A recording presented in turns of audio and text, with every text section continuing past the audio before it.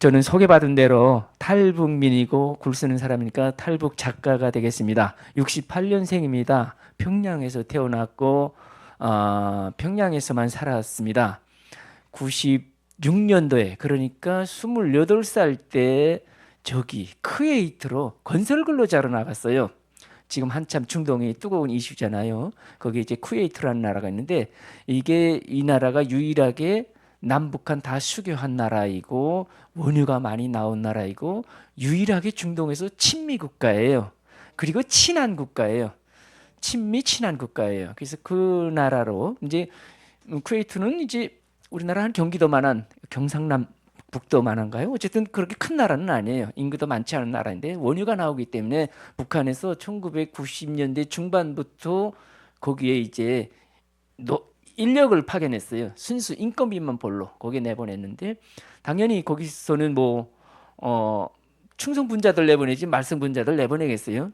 그렇잖아요. 국가에서 내보낸 건데 우리도 갔잖아요. 외국에 내보낼 때 뭐 결격사 이거 다 보잖아요. 그 없는 사람들 내보내는데 당연히 거기 이제 뭐 당첨이라고 할까요? 어쨌든 뭐 성분이 선택돼 가지고서는 이제 나간 거죠. 평양에는 제가 평양 출신이니까 지방은 잘 모르겠어요. 평양에는 교회가 3개 있어요. 3개가 있는데 그 교회도 80년대 후반에 생겼어요. 대한민국 교회는 언제 생겼죠? 해방 전부터 있었을 거 아니에요. 그죠? 이렇게 말하면 뭐 질문이 이상한지 어쨌든 해방 전부터 교회가 있었고 지금도 있는 거 아니에요. 북한은 해방돼서 교회 딱 없어졌어요. 없어지고 89년대 후반에 이제 88년도 이제 서울 올림픽하고 89년도 이제 평양에서 그 세계 청년 학생 축전이라는 거 했어요. 그래서 외국인들이 제일 많이 들어온 게 그때 2만 명인가 들어왔어요. 평양에 관광 및 뭐 어쨌든 뭐 그런 외국인들이 행사차 외국인들이 그러니까 북한에서 제일 많은 외국인들이 들어올 때니까 자기네도 종교의 자유가 있다. 보라, 교회가 있지 않나, 성당이 있지 않냐 이런 걸 말해주기 좋잖아요. 그런 기회잖아요. 그래서 이제 일사불란하게 교회 3개를 만들었고 하나는 그 카톨릭 성당이에요. 목사님은 이제 노동당 소속의 목사님은 안 칠 수 있는데 신부님은 못 안 친다 그러더라고요. 이건 로마에서 임명돼야지 신부님이잖아요. 카톨릭은요. 그렇게 3개 교회가 있었는데 저는 평양에 있을 때 그 교회 한 번도 못 들어가 봤어요. 바깥에서만 봤어요. 바깥에서 봤는데 지금 무슨 생각 들으냐면 주일날에 싹 들어갔다 사람들 우르르 들어갔다 나오고 일반 사람들은 아니고 한국을 그때는 이제 남북 관계 좋을 때니까 뭐 이제 평양을 방문하는 이제 남한의 뭐 기업인 뭐 종교인 뭐 많았어요. 그 사람들 우르르 들어갔다 나오고 근데 멀찌감치해서 봤으니까 저기 왜 들어가지? 들어가면서 노랫소리 나오고 그다음에 한 시간쯤 있다 나오는데 바깥에서 보니까 그냥 뭐 프랭카트 쫙 놓고 사진 착 찍고 버스 타고 또 가요.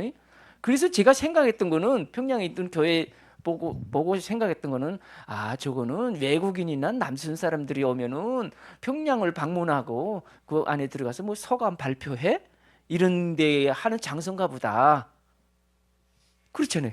그렇게 생각했던 게 다예요. 그에 대해서 어디 신문에서든 방송에서든 알려주는 게 없으니까. 그렇잖아요. 우리 알려줘야 할 거 아니에요. 그래서 그런 데인가 보다 생각했고 일반적으로 일반 시민들이나 인민들이 거기 드나드는 건 전혀 못 봤어요. 그러니까 이제 여기 와서 하는데 그것도 이제 당에서 그런 선전 목적으로 지어서 운영하고 있는 노동당의 외곽 기관이었다는 거 이제 알았죠. 여기 와서 북한에서는 그런 건 몰라요. 일반 주민들이 그렇게 이제 평양을 생활했고 평양의 종교를 보았고 평양에서는 저기 여러분들은 여기 남한 분들이잖아요. 여러분들은 여기 서울에 살다가도 춘천 가서 살고 싶으면 살고 부천에 가서 살도 되고 인천에 가서도 살도 되죠. 이사도 되죠. 딸네 집 왔다 갔다 해도 되죠. 그거 서울시청 가서 승인받고 가야 되나요? 그러지 않지. 아니 영등포 구청 가서 승인받고 나 부산에 있는 아들 집에 갔다 오겠다 그러냐고요. 아니잖아요. 그런 게 없잖아요. 북한은 그래요. 평양에서 살면서 지방에 나 함흥에 있고 청진에 있고 딸도 있고 뭐 삼촌도 있고 조카도 있을 거 아니에요. 그러면 사람이 살다가 결혼도 하고 사망도 하고 다 하잖아요. 그런 가능성제가 다 있잖아요. 거기 갈 때는 승인을 받아야 돼요. 그래서 이거 북한 주민들은 이걸 당연한 거로 받아요. 알고 있어요. 왜냐면은 주민들을 꽁꽁 묶어놓기 위한 정책이에요. 그게 그거 없으면 자유롭게 놓고놔도 몇만 명이 우르르 저기 국경으로도 가고 국경 지역 사람들이 몇만 명이 우르르 올 거 아니에요. 평양으로 못 살겠다고 좀 잘 살아보겠다고. 이걸 막기 위해서 그렇게 통행증 제도를 실시하고 있어요. 북한은 지금도 실시하고 있어요. 그건 명분은 또 잘 말해줘요. 당에서 이런 거 있어야 간첩도를 잡는데요. 말 들어보면 그럴듯해요. 간첩도는 소속이 없을 거 아니에요. 그러니까 열차에서 경찰이 안전원이 아무개 동무 아니 아무개 뭐 손님 뭐 증명서 봅시다 하면 누구든 다 소속이 있잖아요. 우리는요. 북한 주민은. 근데 간첩은 소속이 없잖아요. 그런 간첩을 잡아내기 위한 뭐 정책이래요. 당 정책이래요. 국가 정책이래요. 합니다. 북한에서는. 들어볼 때는 아주 그럴듯해요. 진짜 간첩은 잡아야죠. 그죠? 간첩이라는 게 뭐예요? 우리 국가를 허물려는 나쁜 세력인데 그건 당연히 잡아야 되죠. 실제는 이제 간첩을 잡으려고 하는 게 아니고 주민들을 발을 꽁꽁 묶어놓기 위한 숨겨진 정책이었죠. 그런 정책을 받으면서 살았어요. 94년도에 김일성이 죽었어요. 그리고 김일성이 죽고 연쇄적으로 그냥 막 식량 배급 안 주고 고지가 생기고 꽃제비가 생기고 막 공장 기계가 멈추고 평양시, 제가 평양시만 말하는 거예요. 그런데도 주민들이 말뻥끗 하나 못해요. 우리 같으면은 여러분 상상해 보십시오. 서울시에 살면서 마트에 쌀이 하나도 없다고 생각해 보세요. 여러분 여기 뭐 배급제도 배급 사회가 아니니까 마트에 쌀, 기름 이런 사람이 먹을 부식물이 하나도 없다고 생각해 보세요. 마트에 생필품도 없어요. 그냥 그러면 이거 12번 뒤집어지기도 남았겠죠. 그죠? 정부가 12번 뒤집어지고도 남았을 거야 아마.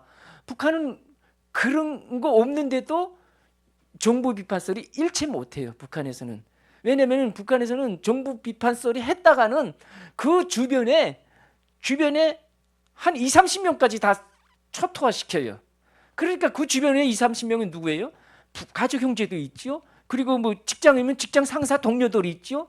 그다음 집에 가면 집에 동네 사람들 있죠. 최소한 20, 30명이 있잖아요. 우리 주변에 살면서 무인도에 가서 살지 않는 이상. 그 20, 30명을 다 싹 다 초토화시켜요. 북한 당국은. 그러니 20, 30명은 평시에 어떻게 살겠어요? 항상 눈 뜨고 살피고 살아야 돼요. 왜냐면은 자기는 당에 충성했는데 요 사람은 당에 불평불만을 했을 거 아니에요. 그러면 이놈 봐라. 네 놈도 나쁜 놈이네. 저 사람이 저렇게 노동당 수령에 대한 불평불만을 하는데도 너는 가만히 있었어? 너도 나쁜 놈이네. 하고 저까지 이제 처벌받는 거예요. 그러니 내가 어떻게 해야 되겠어요? 나는 살기 위해서 항상 눈 뜨고 살펴야 되는 거예요. 내 주변에서 반동말 하는 사람이 없나? 그걸 빨리 했다면 가서 일로 바쳐야 돼요. 보고해야 돼요. 그러면 나는 이제 인사이동으로 자리를 옮겨주고 그 처벌은 당연히 받아야 되겠죠. 그럼 많이 퍼지진 않잖아요. 그러니까 북한은 이런 정책을 잘하기 때문에 지금까지도 그 정권이 지탱하고 있다. 저는 그렇게 봅니다. 이런 생활은 북한 주민들이 10살 때부터 종신토록이에요. 죽을 때까지. 안 하는 사람은 딱 있어요. 병원에서 의식불명 환자. 내일 그냥 숨만 쉬고 그냥 의식이 없는 사람. 이런 사람은 안 해요. 병원에서도.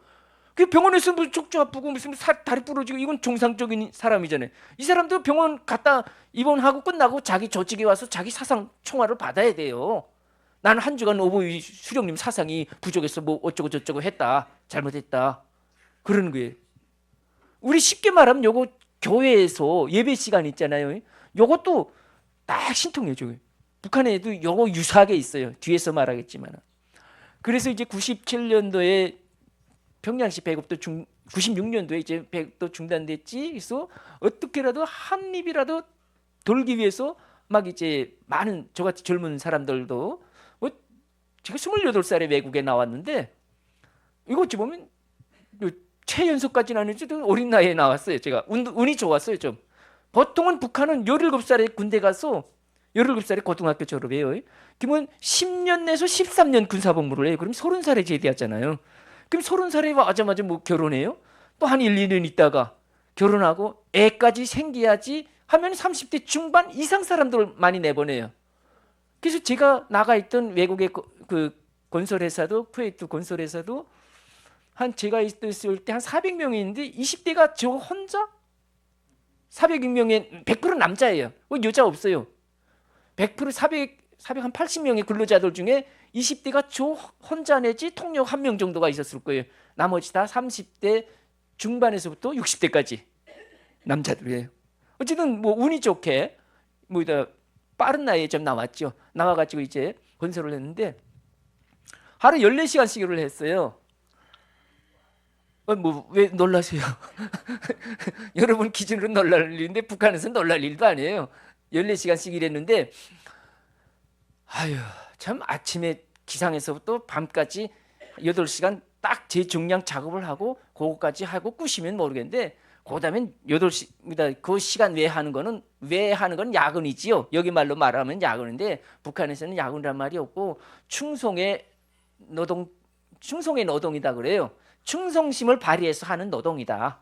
뭐 자기 뭐 일상의 노동도 충성심이지만 요거는 또 특별하게 충성의 노동이에요. 그러니까 야근이에요. 그거는 무보수예요. 그냥 한국에 오니까 야근하면 야근 수당이 있다 그러더라고요. 북한은 그거 없어요. 그냥 충성심으로 하는 건데, 그러니까 자원봉사식으로 남한 말로 말하면은 자원봉사식으로 하는데 그게 무슨 돈이 있어요? 없어요.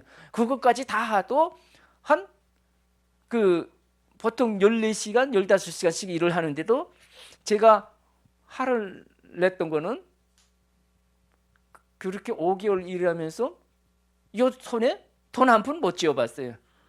원래는 한 달에 120달러씩 받아야 돼요. 120불씩. 근데 한 달 지나도 2달 지나도 그 120불은 한번 쥐어보지 못했어요. 훗날에 알고 보니까 그 외국 건설 당국에서는 다 돈을 줘요. 그러면 북한 당국이 돈 안 주는 거 일 시키겠어요? 노동자들 내보내겠어요? 그 돈은 다 쏙쏙쏙 저기로 가는 거지. 평양에 들어가는 거죠. 그리고 우리 그 부식물이나 이런 뭐 식비나 이런 건 나오겠죠. 나오니까 당연히 먹는 거겠죠. 참 그렇게 나쁜 거예요. 그래서 그 120달러도 사실 큰 건가 했는데 거기서 일해보니까 우리 같이 똑같이 주변에서 일하는 외국인 근로자들이 있었어요. 방글라데시나 뭐 이런 뭐 동남아 근로자들에게 있었는데 그들에게 한 5개월, 한 3개월만 일하면 통하잖아요. 이게 바디 랭귀지로 몸으로 이렇게 우리 이렇게 일을 삽질해가지고 달러 이렇게 100달러 받는다, 200달러 받는다 이렇게 말을 하잖아요. 말 못해도 이거 손짓은 되잖아요. 아니 우린 120달러 받는다 그러고 너는 이게 몇 장 받냐? 그러니까 600달러 받는데요. 야, 그러니까 거기서 제일 지금 화난 게 뭐겠어요? 노동당이죠. 노동당.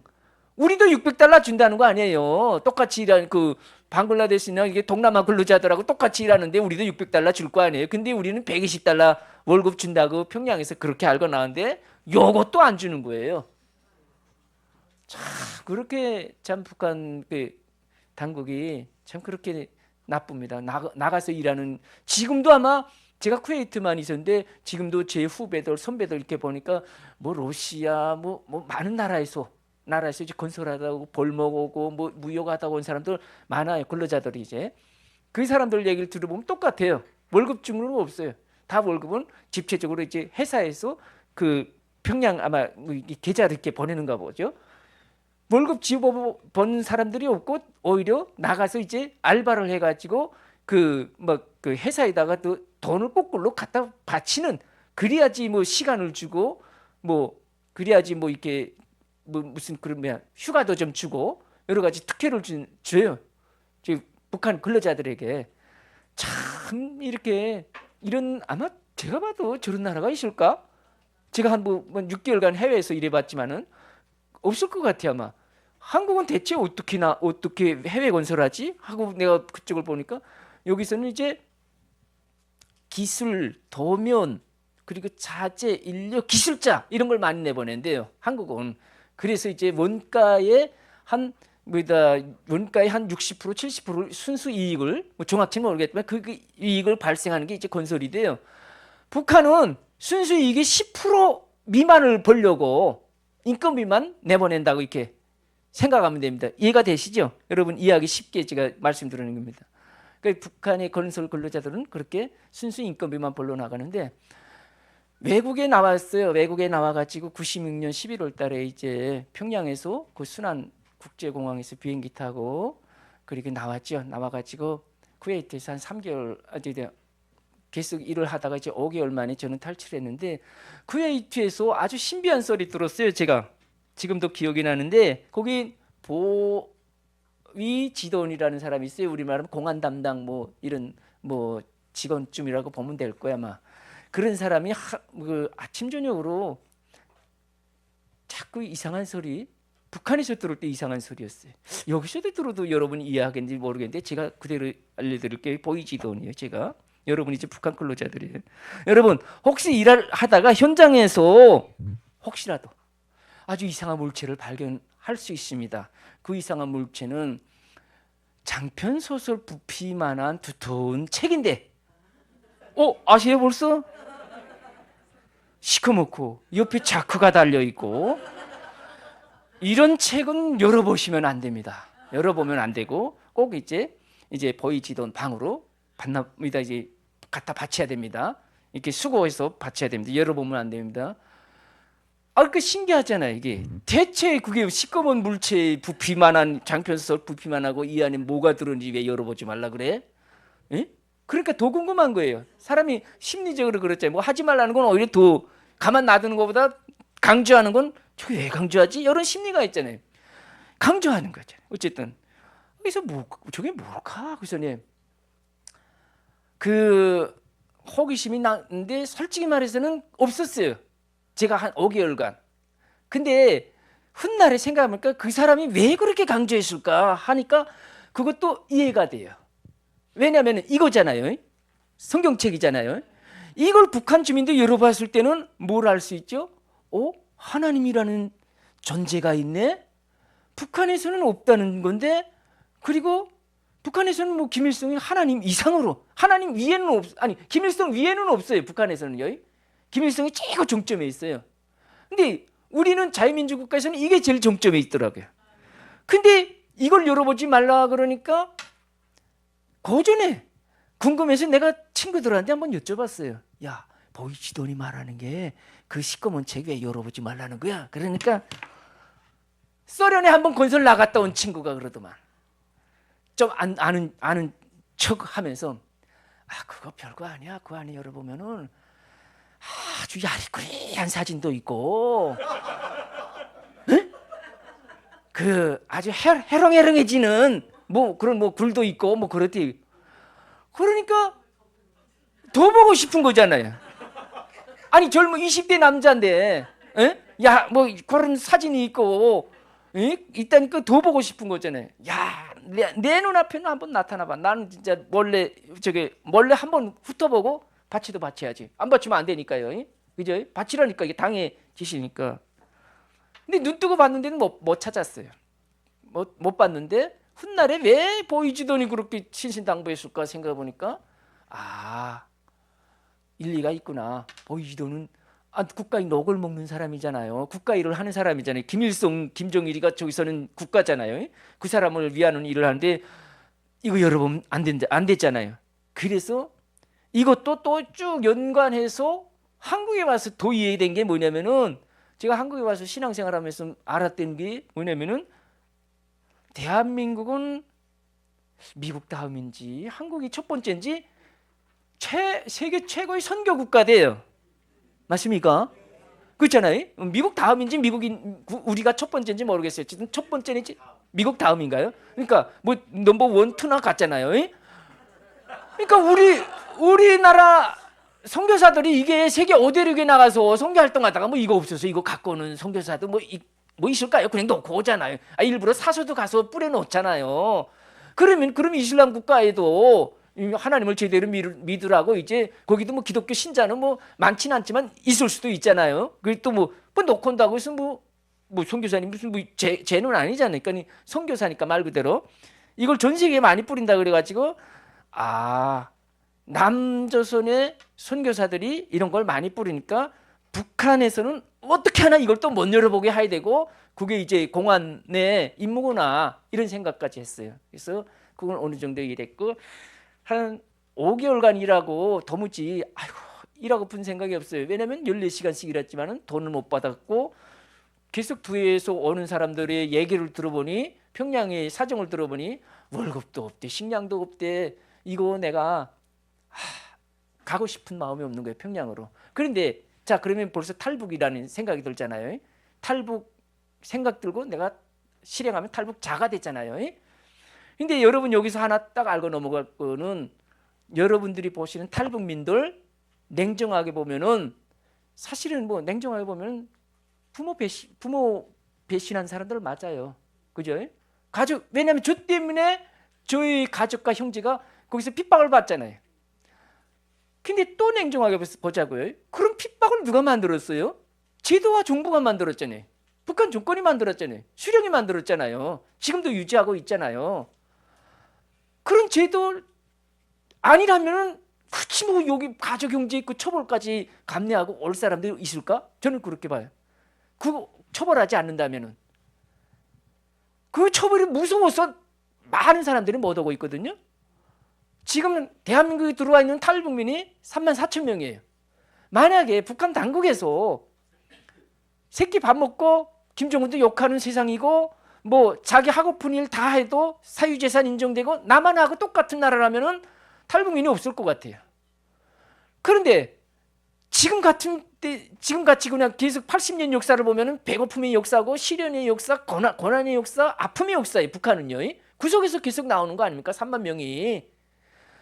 근데 엄청나게 처벌하지 않습니까? 제 가족 뭐 다 이제 뭐 이렇게 추방하고 직위 해제시키고, 가족 형제들 이거 직위 해제시키고 이런 처벌을 받거든요. 만약에 이걸 안 한다고 가정을 한다면요, 내가 다 남한으로 왔어요. 남한으로 왔는데 우리 가족도 그대로 놔두고 우리 형제도 그대로 뭐 자기 일을 하는 거 하나도 다치지 않는다, 이런 제도라면은 지금 대한민국에 300만의 북한 주민이 왔을 거예요. 300만. 지금은 3만이 왔잖아요. 3만 4천이 왔잖아요. 그 100배는 왔어요. 그러니까 100명 중에 탈북을 고민하다가 100명 중에 한 명이 오는 거예요. 100명 중에 한 명.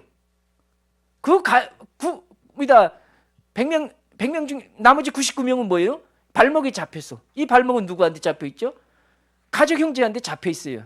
이거를 눈 꾹 감고 오는 게 탈북민이에요. 그러니까 이제 우리 탈북민을 볼 때 여러분들은 가족에게는 미안한 사람이라는 건 맞아요. 근데 가족의 처벌까지도 감내하고 왔잖아요. 근데 그 처벌 오죽했으면은 그 사람, 우리 나라도 인간답게 좀 살고 싶다고 하고 온 거 아닙니까? 또 냉정하게 보면은 이렇게 봐야 됩니다. 저 정권을 먼저 보고 북한 주민도 같이 이게 분리해서 봐야 된다. 그죠? 지금 정권 유지하는 게 김일성부터 지금 김정은까지 그 독재자들이 정권을 유지하고 있지 않습니까? 저 정권을. 그 속에 사는 주민은 80년째 똑같은 우리 같은 그냥 일반 백성이죠. 거기서 순리대로 살아야 되고 아니면은 그냥 죽어야 되고. 그런데 그래서 이제 도무지 한 5개월간 일하고 여기는 희망이 없다고 생각하고 이제 쿠웨이트 주재 한국 대사관을 찾아갔어요. 한국 대사관을 찾아갔고 똑똑 놓고 했고, 저는 북한에서 왔습니다. 우선에 제가 서울이 어떤 곳인지는 잘 모릅니다. 왜냐면 내가 교육받은 건 다 서울은 나쁜 게 받았으니까, 헐벗고 굶주리고 뭐 창녀들도 굴고 뭐 구두 닦기 소년들이 그냥 저기 한강 다리 밑에 우글우글하고 뭐 미군 뭐 양놈들이 그냥 뭐 기생 끼고 다니고 다 이런 것만 받았으니까. 저는 80년대 그렇게 받았어요. 제가 지금은 이제 그런 교육 안 해요. 그것도 뭐 어느 정도 해야지. 80년대는 아마 그게 몇 개 됐는가 보죠.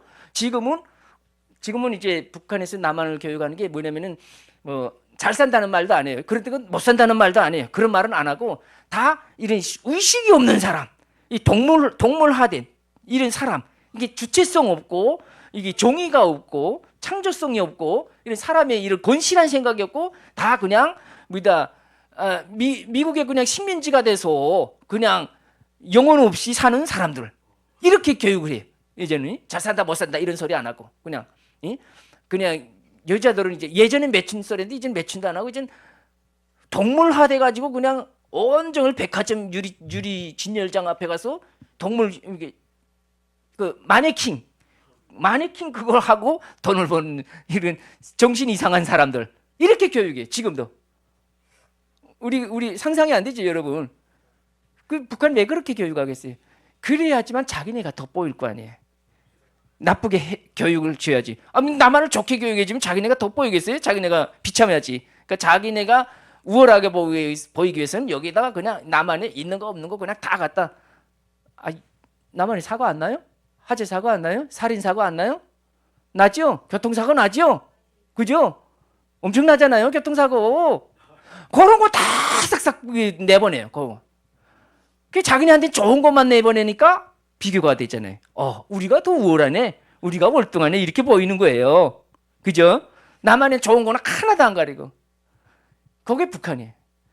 그래서 이제 쿠웨이트 한국 대사관 찾아가 들어가서 제가 서울은 잘 모르는데 내가 평양은 가기 싫습니다. 왜요? 그래서 내가 거기서 28년간 일해봤는데 이거 김일성이 사망하고 평양시 배급 안 주고 지금도 월급도 안 주고 내 후배들 이렇게 들어오는 거 보니까 월급 배급 전혀 없으니까 난 이거 정말 가고 싶지 않다.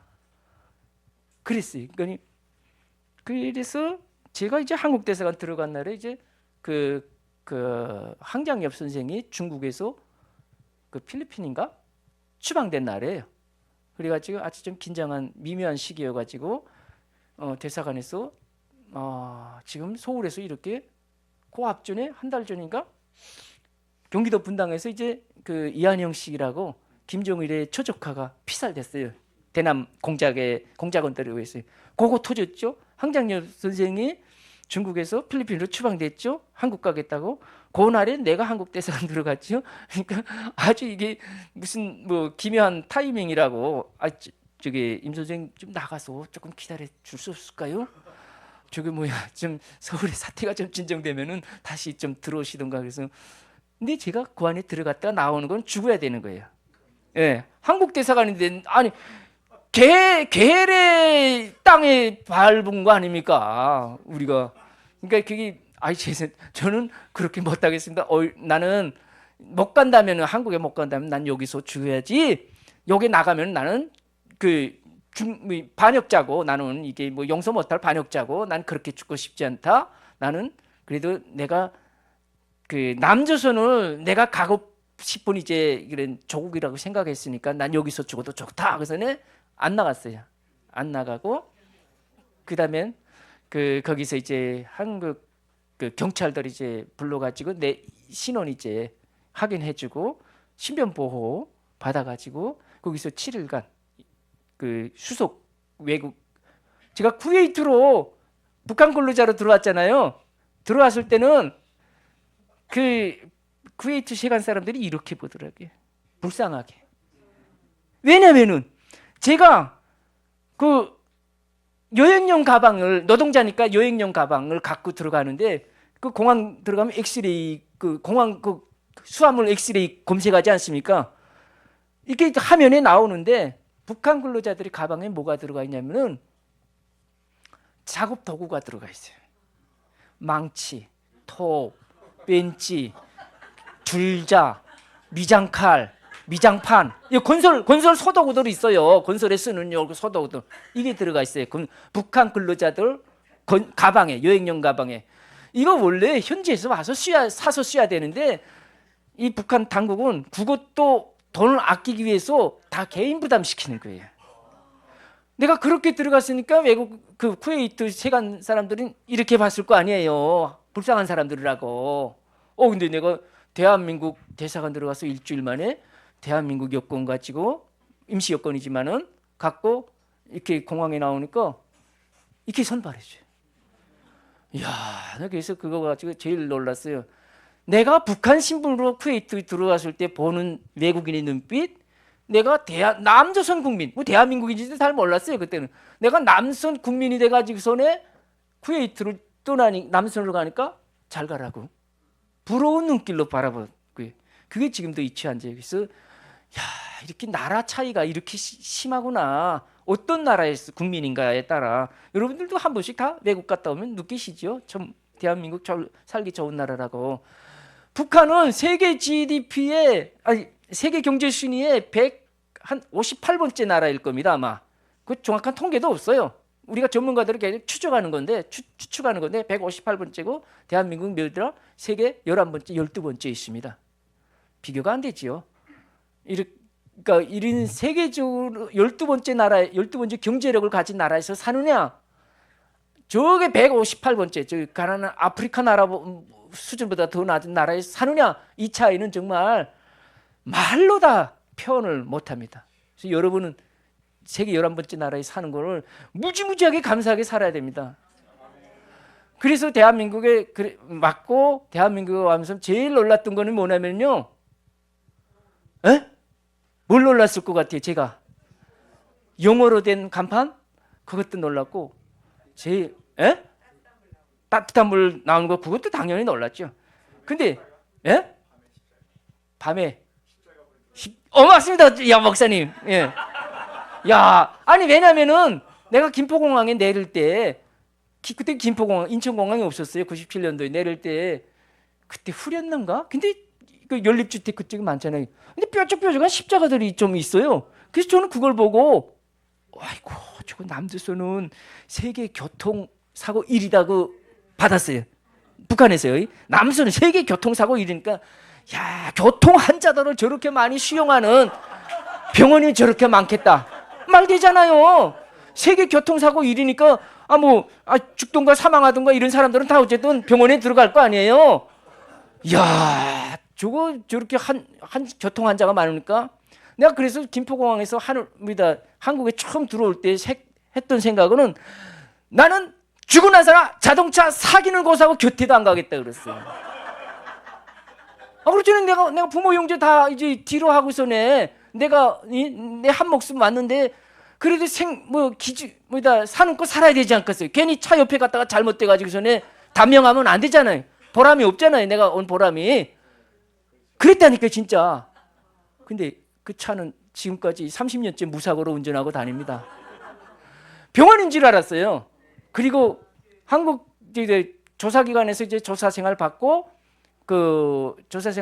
처음 이제 교회 나갔는데 그때도 약간 착각했어요. 왜냐면은 교회 와서 그때 부천에 있는 어느 교회 갔는데 그 담당 선생님하고 그때도 교회에서 예배를 드리는데 처음 교회 갔잖아요. 하늘에서는 병원인 줄 알았고 그 가보니까 또 진짜 병원 같아요. 왜냐면 하얀 가운 입은 분들이 쭉 있어가지고 간호사 같이 보였어요. 저는 목사님도 하얀 가운을 입고 나오더라고요. 주치의 같이 보였어요. 간호사 같이 보였고. 그러니까 이게 또 앉아 있는 사람들은 다 머리 숙이고 계시니까 일요일 날에 환자가 이렇게 병원이 이렇게 넘치도록 환자가 이렇게 많구나. 그래서 그다음에 그 안에서 예배 드리는 거 그대로 보니까 이것도 한번 뒤통수 때리는 것 같은데 왜냐면은 북한에서는 요거 비슷하게 해요. 또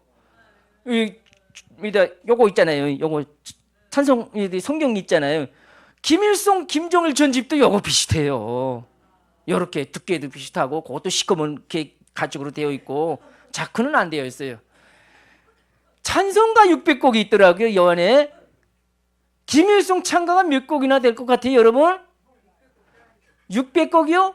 600곡은 저리 가라예요. 6만 곡이에요, 6만 곡. 뭐 많아요?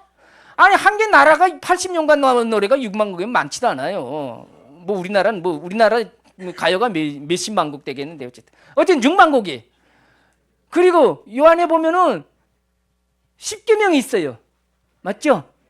노동당 10대 원칙이 있어요. 평양에, 북한에 성삼위일체 있죠. 요거 북한에 3대 수령이 있어요. 김정은이 없을 땐 3대 장군이라고 했어요. 김정은이 생모까지, 할머니까지, 김일성, 김정숙, 그리고 김정일까지 이렇게 해서 3대 장군이라고 했어요. 그 김정은이 없을 때는. 그러니까 이제 김정은이 생기니까 이제 3대 수령이라고 해요. 수령복, 장군복, 원수복이에요. 북한에서 말하는 게. 이것도 딱 3명의 위인이잖아요. 성삼위일체 똑같고. 요거 주일마다 우리 다 주일 예배 드리잖아요. 북한 주민들 매주 토요일 날마다 1시간씩 여기 십자가만 없어요. 북한에. 요 대신 김일성, 김정일 그 사진이 있겠죠. 십자가 대신. 그 사진 앞에서 나는 한 주간 어버이 수령님의 이런 교시에 맞춰서 나는 생활하지 못했습니다. 잘못했습니다. 고치겠습니다. 거기 끝이 아니고 생활총화인데 거기 끝이 아니에요. 여러분이 한 주간 나를 봤잖아요. 그러면 저기서 아무개 사람이 쭉 일어나서 비판하겠습니다. 리밀 동무는 무슨 날, 며칠 날, 몇 시에 누구하고 잡담하고 히닥 뭐 그랬습니다. 일을 제대로 못했습니다. 봤을 거 아니에요. 내가 또 그냥 내려가는 게 아니고 암흑의 동무는 며칠 날 학습 시간에 꼬뚝꼬뚝 졸았습니다. 요거를 당비서가 옆에서 다 기록해요. 그러면 요거 저 직원이 한 20명이라면 20명이 다 하지 않아요. 한 두세 명이 하는데 나머지는 다 서면 보고하는 거예요. 이거를 당비서가 기록해 놓고 상부에다 바쳐요. 그럼 뭐냐면 쉽게 말하면은 북한 주민들은 한 주간의 생활을 자기 사상을 반송해야 돼요. 당에다가 나는 한 주간 오보이 수령님 사상이 이랬다. 이랬지 뭐 뜨겁지 못해서 이러한 결함이 나타났다. 반성해야 돼요. 북한 주민들이 요거 10살 때부터 하는 거예요. 민학교, 초등학교 아마 고학년, 우리 말하면 초등학교 한 5학년, 6학년 때부터 해요. 제가 했으니까. 이거 죽을 때까지 다 해요. 군인, 뭐 다 해요, 이거는. 민간군 다 해요, 이거는. 북한 주민이라면은. 북한 주민들이 80년째 이렇게 사니까 세상이 지금 어떻게 돌아가는 것도 모르고 인터넷 없으니까, 유튜브 없으니까 북한에서는. 그거 보는 건 외국이나 국소수 인물들 0.001%만 보는 거고 99.9%는 못 봐요. 인터넷 유튜브. 그러니 북한 주민들은 딴 나라에서 사는 거예요. 정상적인 예? 텔레비 북한 TV만 나오죠. 외국 TV 못 나오죠. 당연히. 아니 우리나라 TV 뭐 미국 TV 나오면 거기 김정은이 욕하는 거 다 나오는데 그거 보게 하겠어요? 당연히 뭐 안 보게 해야지. 그건 안 돼. 있을 수도 없는 일이에요. 그냥 북한 TV는 그냥 계속 선전만 하는 거예요. 그런 이제 좀 필수적인 나라거든요. 대한민국에 와서 제가 깜짝 놀란 거는 이제 교회가 이렇게 많아서 이렇게 축복받았구나. 아무리 30년 동안 고민해봐도 남과 북이 뭐가 다르지? 생각해 보니까 아니, 제가 68년생입니다. 저희 아버지가 뭐 30년대생이고 어머니 40년대생이었는데 이제 다 뭐 작고 하셨겠죠. 자, 그러면 전쟁 끝나서 저희 아버지 어머니들이 20대 아닙니까? 전쟁 끝나서 이제 우리 해방 전까지 말고 해방 때가 그 전쟁 후부터 남북이 이제 똑같이 폐허돼 가지고 똑같이 지금까지 왔잖아요. 그런데 제가 저희 아버지랑 보고 어머니랑 보면은 정말 피와 땀을 흘리면서 일을 했어요, 거기서. 그런데도 밥을 제대로 먹어본 적이 없었던 것 같아요. 평양이니까 어쨌든 뭐 주는 배급은 뭐 배불리는 아니지만은 지방보다는 낫지만은 명절 때 돼지고기 200g씩 받았던 것이 평양 시민의 특기예요. 명절 때. 북한의 명절 한 5개 정도 있어요. 김일성, 김정일 생일, 노동당, 그리고 공화국 창건 8.15 뭐 이렇게 한 5개 정도가 있는데 5대 명절이. 그때 평양 시민 1인 5인 가족이라면 돼지고기 1kg 받아요. 쌀은 이제 뭐 그람수 노동 뭐 송이는 몇 그램, 학생은 몇 그램, 뭐 주부는 몇 그램 이렇게 규정이. 그게 사회주의예요. 그렇게 공급받는 게. 그런 생활을 제가 하고 나왔고 지금은 그런 것도 없고 그냥 뭐 배급 주는 거 뭐 아무것도 없고 그런 생활을 했는데 왜 우리 아버지 어머니들이 그렇게 일을 했는데도 그렇게밖에 못 살았지 하고 생각하니까 그때는 다 이렇게 생각했죠. 다 미지아 남순 괴뢰들 때문이다고. 그전에. 왜냐면은 미지아 남순 괴뢰들이 계속 전쟁 연습하는데, 그러니까 우리도 국방력을 키우고 거기에 대항하자니까 이렇게 못 살 수밖에 없대요. 어찌 보면 딱 논리대로 보면 또 말 되잖아요. 그죠? 북한에서 들어올 때 일반 주민들이 들어올 때 계속 우리 공화국을 침투하려고 전쟁 연습하는데 대항해야 됐잖아요. 그러니까 자기네가 허리띠를 졸고. 지금은 이제 달라진 게 뭐냐면 우리는 핵이 있어서 훈련 안 해도 된다 이거예요. 핵이 있으니까 뭐 미국이 훈련도 안 한대. 남순도 훈련도 못 한대. 핵이 무서워서. 이제 그렇게 얘기해요. 그래서 이 핵은 우리가 5천년 민족사의 그냥 최고의 보물이다고 선전하고 있어요. 허튼 소리죠. 그게 밥 먹어주는 거예요? 전혀 아닌 거거든요. 그냥 김정은 정권 유지하기 위해서 갖고 있는 게 핵이에요. 그게 김정은이가 미국 남한을 공격하기보다도 방어용? 왜냐면은 어떤 경우에 가설적으로 있다면은 북한에서 내란이 생길 수도 있잖아요. 내란이나 구태타가 생길 수 있잖아요. 이럴 때도 한국이 뒷짐지고 가만히 있을까? 미국이 뒷짐지고 가만히 있을까? 아니라고 봐요. 저는. 아니 김정은이가 자기 국민 다 죽인데도 한국이 뒷짐지고 가만히 있겠다? 글쎄 이 정도는 모르겠어요. 저는 그렇게 봐요. 미국은 안 그럴 것 같아요. 야, 너 그러지 마. 너 없애버릴 거야. 그럴 때 김정은이는 요거 쓸 거예요. 나 없애겠다고? 나 이거 터뜨릴 거야. 같이 죽자 그럴 거예요. 그래서 문제인 거예요. 그 핵이라는 게. 평상시에는 이제 먼저 도발용으로는 안 쓸 것 같아요. 왜냐하면 자기 죽을 거 각오해야 되잖아요. 근데 그 사람이 그만한 부귀영화를 왜 포기하겠어요? 젊은 사람이 42살밖에 안 됐는데 김정은이가 세계 최고의 요즘은 미국 대통령보다도 김정은이가 더 센 것 같아요. 안 그래요? 아니 뭐 세 명이 뭐 저기 천안문 광장 그 섰댔잖아요. 트럼프 아니 시진핑하고 푸틴하고 김정은이 세 명 섰잖아요. 그죠? 요즘 어쨌든 제가 볼 때는 저 트럼프라는 사람이 생겨가지고 세계 경제 질서가 이상해졌네. 이젠 이념이고 독재고 민주주의고 사회주의고 이런 거 없어졌네. 오직 강자만 살아남네. 공자만이 누르는 세상 됐네. 이런 생각이 드는 거예요. 제가. 여러분 모르겠지만은 남한에 와서 이 사람들 보러 웃기네. 저는 웃겨요. 지금도. 우리 부모들보다도 대충 이런 것 같은데 새끼살밥에 고깃국을 먹고 살아요. 제가 남북을 다 살아보지 않았습니까? 근데 여기는 왜 대충 일어나면은 일요일마다 꼬박꼬박 놀잖아요. 명절 다 놀잖아요. 북한에 무슨 일요일이 있고 명절이 있어요. 다 충성의 노동인데. 그 북한은 일요일날 명절날도 일 시키는 게 왜냐면은 어떻게 생각할까 봐. 사람이 배부르고 한가하면 무슨 생각 들어요? 어떤 생각 들어요? 안 그래요? 남의 여자도 쳐다보려고 하고 우리 뭐 기독교인은 없겠지만은 일반적으로 말할 때 그렇죠? 배부르면은 골프 치고 여행하고 바람 피우고 이런 생각 들잖아요. 배 골아봐요. 그거 안 들어요. 북한의 통치 체제 구조가 그거예요. 항상 배 고르니까 배고프지는 김정은만 쳐다보고 사는 거예요. 안 그래요? 맞잖아요.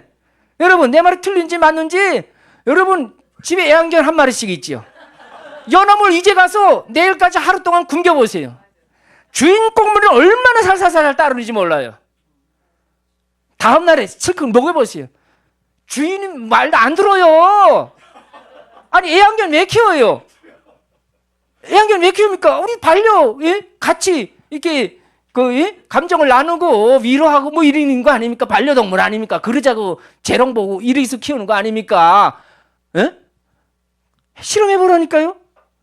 분명히 제 말이 맞다니까요. 북한 주민들이 80년째 누구만 쳐다보고 산다? 김정은만 쳐다보고 사는 게. 김정은이가 쌀 배급 주니까, 옷 주니까, 전기 주니까, 김정은이가 물 주니까. 우린 뭐 대통령이 줘요 그거? 아니죠. 그래서 내가 남한 사람들 왜 이렇게 잘 살지? 하고 생각해보니까 답을 찾았는데 남한에 딱 요거예요. 그냥 아까 목사님 말씀하신 교회에 십자가가 있었기 때문에. 남북한이 그거예요. 북한은 교회 하나도 없었고 지금도 없고 그 세계는 그건 선전용이고 한란나는 나를 부르라 그랬잖아요. 오늘 성경 구절 첫 구절이 뭐 그랬잖아요. 여러분들은 지금까지 81년째 계속 하나님 아버지를 부르잖아요. 그래서 잘 살은 거예요. 북한 주민들은 김일성 아버지만 부르잖아요. 지금도 김정은 아버지라고 부르잖아요. 지금도 김일성, 김정은 아버지라고 부르잖아요. 여기 이재명 아버지라고 부르는 사람 있어요? 당장 우리 정신병자 병원에 가겠지. 안 그래요? 북한에서는 하나님 아버지라고 그랬다는 정신병자 병원에 가요. 여기서 하나님 아버지를 그렇게 81년간 외치고 또 외쳤더니 이렇게 세계 11위 경제 대국을 주었다고 봅니다. 그래서 기도 제목 말씀드리겠습니다. 제가 쿠웨이트로 탈북한 이제 좀 더 와도 된다고요? 감사합니다. 이게 시간 오버해도 되는가요? 괜찮나요? 고맙습니다. 철야 예배인데요. 제가 이제 쿠웨이트로 탈북한 1호예요. 그리고 여기 와서 이제 책 제일 많이 쓴 작가예요. 13권 썼고, 그리고 이제 통일신문 개건 기자로 활동하는데 한 300명의 통일애국 인사를 인터뷰하고, 통일 관련 탈북민 이런 뉴스는 뭐 수백 건 지금도 취재하고 있고 계속 뭐 그 진행 중에 있고, 제가 남한에 와서 아까 목사님하고 저기 차 한잔 마시면서도 얘기를 했지만은 제일 이해 안 되는 게 있어요. 이게 탈북민의 심정이에요. 여러분은 여러분은 또 여기 분이니까 이해를 또 못하실 거예요. 제가 왜 여기 30년째 살면서 제일 이해 안 되는 건 뭐냐면은 5년마다 정권이 바뀌어요. 재수 없으면 2년마다 바뀌어요. 또 그잖아요. 사실이잖아요. 그것도 2번이나 바뀌었어요. 얼마나 무능하면은. 저는 무능하다고 봐요. 예? 잘해야지. 못했기 때문에 바뀐 거 아니에요. 어쨌든 뭐 결과야 어쨌든. 근데 5년마다 바뀔 때마다 다 좋은데, 뭐 저는 그래요. 선거 때마다 그 바뀌는 게 정상이다. 안 바뀌면 그 북한하고 뭐가 달라요? 북한 80년째 그냥 한 당이잖아요. 그냥 노동당밖에 없잖아요. 그러면 여기다 안 바뀌면 한 당만 있어야지. 그건 아니잖아요. 민주국가가 아니잖아요. 바뀌는 것도 좋아요. 그죠? 그 국민의 선택에 따라서 바뀌어야죠. 당연히. 근데 왜 나는 이해가 안 되냐면은, 잘 들으세요 여러분. 80년 동안 80년 동안 우리나라 정치권에 아주 희귀한 현상이 있습니다. 이걸 다 말해도 됩니다. 남북 문제, 통일 문제, 대북 문제, 탈북민, 실향민 다 북한하고 관련된 문제잖아요. 그죠? 이 문제가 여야가 치열하게 싸워요. 난 이거 왜 싸우는지 이해가 안 돼요. 아무리 봐도 이건 왜 싸우는지 이해가 안 돼. 이건 하나 돼야 되는데, 우리 국익을 위해서, 우리 북한 주민을 위해서 하나가 돼야 되잖아요. 김정은이가 3년 전에 왜 그랬어요? 남북 적대적 두 국가 관계로 살자 그랬어요. 이거 왜 그러냐면은 20대 청년들이 한류에 너무 빠지니까 그게 무서워서 이젠 한국이라는 걸 닫아매고서는 이젠 족국으로 만들어 놓고, 이젠 예전에는 남선 TV 드라마 본 거는 처벌을 했지만 이제는 총살해버려. 그냥 족국을 봤기 때문에. 남조선은 족국이 아니었어요. 남조선은 이제 우리가 북한에서 할 때 우리가 해방해야 될 그런 겁니다. 지역이잖아요. 남조선 동포잖아요. 우리는 북한 동포라고 하잖아요. 여기서 북한이라고 부르잖아요. 반대로 북한에서는 남조선이라고 부르잖아요. 그죠?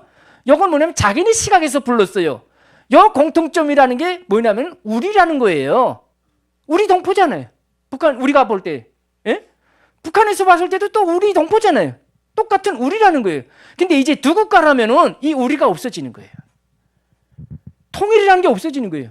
왜냐면 여러분 공부 조금 하셔도 됩니다. 왜냐면은 통일, 여러분 우리가 지금까지 살면서 우리 일본하고 통일하자, 중국하고 통일하자는 사람 봤어요? 그 말이 돼요? 민족이 다른데 중국하고 우리나라하고 대통령이 한 명 된다? 그 있을 수도 없는 말이잖아요. 이건 안 되는 거예요. 외국하고 통일은 안 되는 거예요. 동포하고 민족하고 교리하고는 통일이 되는 거예요. 그렇죠? 우리나라 헌법상도 한반도에 정상적인 민주국가는 대한민국으로 되어 있어요. 하나 국가만 되어 있는 거예요. 유엔에 가입된 건 특수조건으로 되어 있고, 지금까지 남북관계도 이제 특수관계로 이제 끌어왔지, 계속 우리도 북한, 저기서도 남조선 이렇게 부른 건 상업 묵시적으로 왔어요. 근데 북한에서 두 국가 관계를 쓰자 그러는데, 여기서 아주 이상하게 두 국가가 적대적 두 국가 관계고 평화적 두 국가라고 쓰지요. 공통점이 뭐냐면은 적대적 평화적 떼버리고 두 국가가 나쁜 거예요. 아니 여러분, 한 엄마 뱃속에서 나왔어요. 에? 목사님하고 저하고 한 엄마 뱃속에서 나왔어요. 이게 40년 갈라졌다고 이게 외국인이에요? 아니잖아요. 100년 갈라져도 우리 뭐 뒤에는 한민족이잖아요. 이게 어떻게 두 국가가 되냐고. 이게 두 국가면 외국이라는 거예요. 통일도 안 되고 형제도 아니라는 거예요. 민족이 아니라는 게, 교례도 아니라는 게 이제는 남이라는 게 외국인이라는 거예요. 냉정하게 말하면은 두 국가라면 여기 탈북민이 외국인들 왜 오죠? 받을 이유도 없어요. 동포기 때문에 받는 거 아닙니까? 제가 이게 무서워서가 아니라 이 두 국가는 북한 주민을 버리는 거예요. 이게 말이 돼요? 아니 한 엄마 뱃속에서 나왔는데 왜 버리냐고. 이게 서양 엄마한테서 나온 자식도 아니고 한 엄마 뱃속에서 나온 조선 엄마 뱃속에서 나왔는데 왜 버려야 되냐고. 이게 완전히 시대착오적인 그 지금 정책입니다. 지금 정부에 너무나 잘못됐어요. 그래서 이거는 저는 단호히 남북을 다 살아보는 사람으로서 하나의 민족이고 하나의 교례고 하나의 국민이지, 우리 임시적으로 북한 남선 부르지 이게 언젠간 통일됐을 땐 통일 대한민국 돼야 되는 거예요. 근데 이거를 왜 지금 두 국가로 부르자 그래요? 왜 조선이라고 부르자 그러고 조한관계라고 부르지? 아, 이게 정신 이상한 사람 아니에요? 저는 그렇게 봐요. 여러분들은 어떻게 보는지 모르겠는데 이거는 그러면 우리 헌법도 없어지고 이건 북한은 김정은이니까 제 마음대로 해요. 거기는 80년 동안 그래오지 않았습니까? 그 비정상적인 사람하고 똑같이 맞추는 게 이게 정상이네요. 비정상도 한참 비정상이지. 민주국가는 어떤 거예요? 국민의 다수결에 따라서 정책이 만들어지고 집행되는 나라가 아니에요. 국민 투표로 뽑은 대통령 아니에요? 그러면 국가 정책도 국민의 의사에 따르는 정책이 돼야지 어느 장관이 자기 혼자 기분대로 조한관계라고 부르지. 조선이라고 부르지. 아, 이게 정신 나가지 않았어요? 저는 정신 나갔다고 봐요. 정말 우리는 이런 시대에 살고 있습니다. 그래서 여러분, 통일은 우리 남북이 잠시 갈라진 거예요. 잠시 갈라지고 우리 대에 안 되더라도 이거는 꼭 된다는 과정을 두고 우리가 그 길로 계속 가야지. 몰라요. 언제 누가 트럼프라는 사람이 생겨서 지금 이렇게 세계 전쟁 쑥대밭이 될지 누가 알았어요? 몰라요. 김정은이가 내일 어떻게 될지도 몰라요. 그러면 만약에 김정은 유고가 됐다가 지금 법은 두 국가 관계로 됐다. 외국인들 국제사회가 한반도 통일 지지할 필요가 없어요. 두 국가인데 왜 통일을 지지하냐고. 한민족일 때 한국가일 때 통일을 한다 할 때 국제사회가 지지해 주는 거지. 이건 우리가 지금 자살행위를 하는 거예요.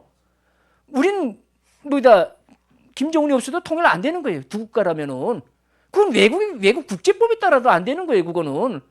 이렇게 멍청한 짓을 하고 있습니다. 이게 잘못된 거예요. 그래서 우리는 국가의 정책이 어쨌든 바른 거는 바르게 알고 있어야 된다. 저는 그렇게 말하고 싶습니다. 제가 다른 교회 가서도 이런 얘기 합니다.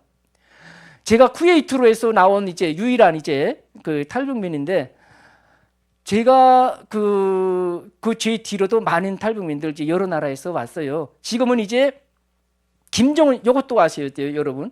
이제는 김정은 시대에 들어와서 압록강, 두만강으로 건너오는 탈북민은 제로예요. 0이에요. 없어졌어요. 왜냐하면은 왜 그랬겠어요? 무려 김정은 전 때까지만도 1년에 압록강, 두만강을 살짝 넘는 사람이 1000명, 2000명이었어요. 근데 왜 1000명, 2000명이 싹 다 끊겼어요? 0이에요. 김정은이가 이 압록강, 두만강 연선을 어떻게 만들어내면 제238선으로 만들었어요. 38선이 뭐예요? 우리 군사분계선이에요. DMZ2. 거긴 고압, 철저, 장벽 다 있잖아요. 철착 10개는 될 거야, 그렇게 다 보이지 않는 철제까지. 지뢰 다 있잖아요. 감시 카메라 다 있잖아요. 그거 10배로 만들어 놨다니까요. 김정은이가. 압록강, 두만강 지역을. 그렇게. 이 38선 이상으로 만들어 놨어요. 그러니 이제는 북한에서는 특수부대 출신의 주민이 아니고는 압록강을 못 넘어요. 그러면 김정은 시대에는 1년에 1000명, 2000명씩 넘어왔는데 지금 몇 명 온다? 100명, 200명 와요. 10분의 1로 토막이 났어요. 이 10분의 1은 뭐냐면은 어디서 나오냐면은 중국에 오래 있던 사람들 있지 않겠어요? 한 30년 전에 살면서 거기서 애 낳고 다 있을 거 아니에요. 이런 사람들 있고 북한에서 합법적으로 나간 사람들이 있어요.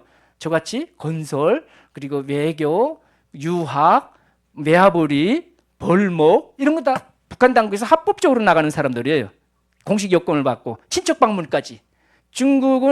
북한은 함경도 사람들의 태반이 중국 친척들 많아요. 북한 당국에서는 외화벌이 차원에서 친척 방문하고 오라고 그 여권을 떼서 보내줘요. 그러면 거기서 놀랍게도 100명 보내면 50명은 안 와요. 중국에 살아보니까 딴 세상이니까. 에? 그렇지. 북한처럼 어디 저렇게 굶주리고 총화하고 계속 헐벗고 아프고 사는 중국이 아니잖아요. 중국에 와보니까 중국이 개도 쌀밥 먹는 거 보고 북한 주민들이 깜짝 놀랐잖아요. 탈북민들이 깜짝 놀란다 그러잖아요. 제가 중국을 안 해서 모르지만은 후배들에게 중국에 와서 제일 놀랐던 게 뭐냐 보니까 개가 쌀밥이 고깃국을 먹는데 그게 제일 놀랐대요. 그 다음에 살다 보니까 중국 사람들도 이 한국에 와서 일하고 싶다고 그렇게 부러워한다고 조선족들이 실제 그렇잖아요. 그래서 그 동경심이 중국에서 놀라고 또 이렇게 거기서 살면서 놀라고 오는 게 탈북민들인데 중국에서 이게 또 아주 친국가 아닙니까? 이게 둘이 동맹 국가 아닙니까? 이것도 잘 협조해줘요. 압록강 그 연선에다가 철조망 쫙 깔아주고 북한이 요구했으니까 해달라는 대로 해주니까 세계 안면 인식 기술은 또 중국이 최고예요. 그래서 중국은 그 몇 억 되는 인구도 다 저기 안면 인식 그 프로그램에 다 가입돼 있어가지고 탈북민들은 국적이 없으니까 나오면은 딱 떠요. 빨간불이. 꼼짝달싹 못하게 되놨어요. 이게 김정은 시대하고 그 전 시대하고 다른 점이에요. 그냥 이제 뭐 중국이 워낙 그런 걸 또 잘하니까 예전엔 이런 거 없었으니까 그래서 이제 탈북민은 제로 시대가 들어왔고 여기 있는 탈북민들 또 여기서 태어나는 2세, 3세들이 있겠죠. 그 뭐 늘지 줄지는 모르겠어요. 어쨌든 북한 정권이 지금도 존재하는 이상 외국에 계속 외국 뭐 무역 관계든 이제 무슨 외교 관계든 내보낼 거 아니에요. 그럼 뭐 그거 멈추지 않는 이상은 탈북민은 계속 생길 거예요. 그건 멈추지는 않겠죠. 북한 당국이 외화벌이 차원에서도 노동자들 내보내는 거 아닙니까? 아까처럼. 그래서 그거는 계속 멈추지 않겠는데 제가 이제 올해로 꼭 이제 한 30년째 평양을 떠난 지 30년 되고 내년이면 서울에 온 지 30년째 되는데 쿠웨이트로 오다 나니까 제 후배들도 많이 알게 되고 그래서 저는 이런 생각이 듭니다. 어떤 때는 기독교인으로 생각되는 게 초심으로 돌아가고 싶다 이런 생각 드는데 처음에 한국 대사관에서 제가 그때 김영삼 정권이었어요. 김영삼 대통령 사진 보고 제가 속으로 했던 생각은 이분이 남조선 수령님이신가 하고 생각했어요. 맞잖아요. 그래가지고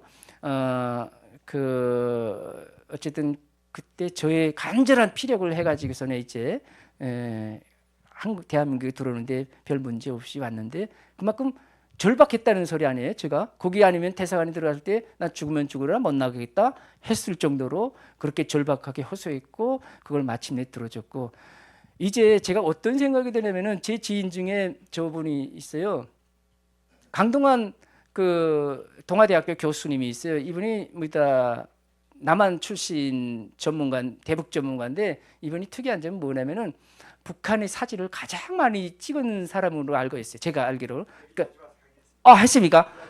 예. 그분은 아마 대북 전문가는 아마 넘버 뭐 한 1, 2, 3까지 들어갈 분 같아요.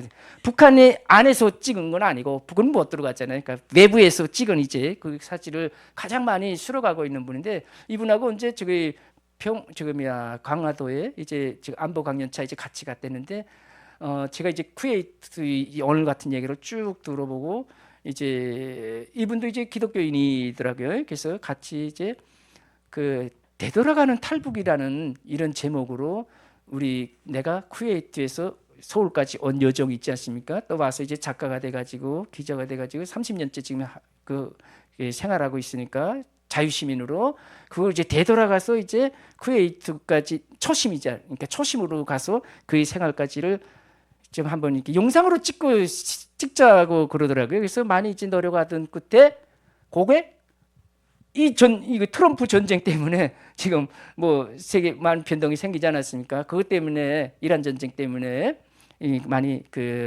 좀 이렇게 차질이 생겨가지고 못 하고 있는데 요걸 위해서 제가 오늘 밤 여러분들에게 기도를 좀 부탁드리고 싶습니다.